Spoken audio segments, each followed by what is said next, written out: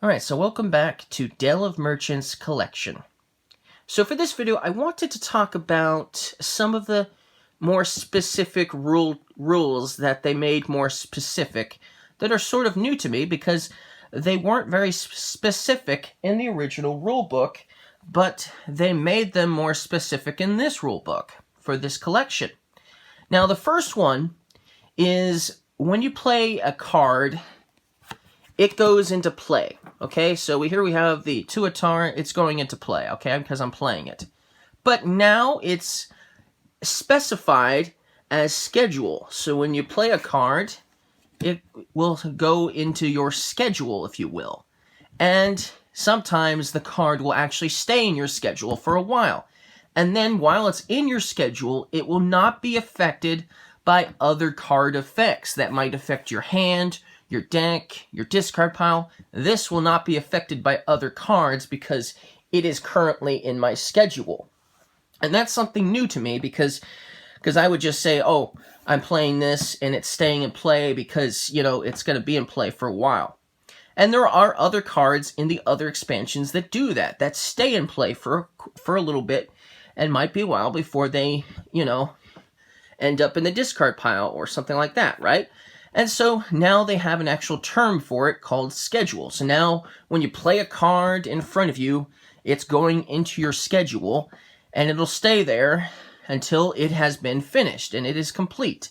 And this is definitely one of those cards that will stay in play for a short period of time, will stay in play for a couple of turns, and so it will be sitting in your schedule for a while before it will go to your discard pile, okay?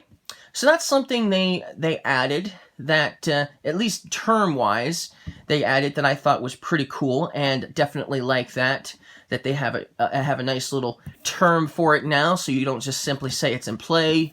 You can say it's part of your schedule. It's in your schedule now. Now, another thing that they also made more specific that I really like that they did so was originally when I would play an action card, and the action card had that plus symbol on it, I would play the action card and do the effect of the action card, but I would never do another technique action card, ever, because I wasn't really sure if that was it, because I thought for a while that if I was to play another action card, even though it had the plus symbol on it, I would actually not be allowed to do any more actions for the rest of the turn, and so then I wouldn't be able to buy cards from the market, or I wouldn't be able to put a card in my stack in my merchant stall, right?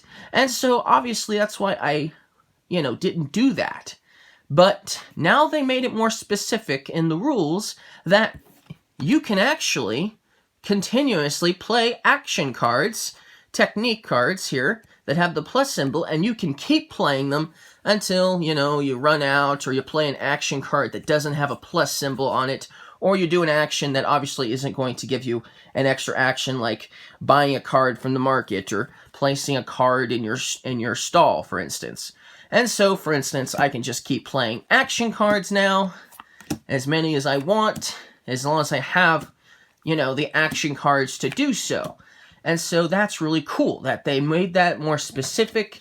Now I can definitely play better than I've ever played before, and it definitely seems more strategic now because now I'm not limited to just one action card per turn. I can play multiple action cards on the same turn for a really cool and awesome turn. I really like that.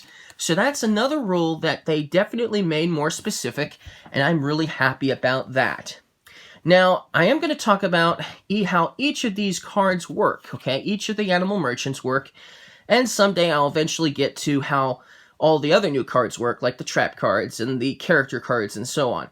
But I've only mastered 4 of the animal folk merchants, so that's what I'm going to do in the next 4 videos. I'm going to talk about the 4 that I've mastered, I know how to play with, and we'll get to the other 4 animal merchants another day. So it might be a few days, it might be a week, it might just be a day, who knows. But it might be a while before I get to the other 4. But at least you've got 4 animal folk merchants to learn about in the meantime. So I'll see you guys in the next video, and you know what?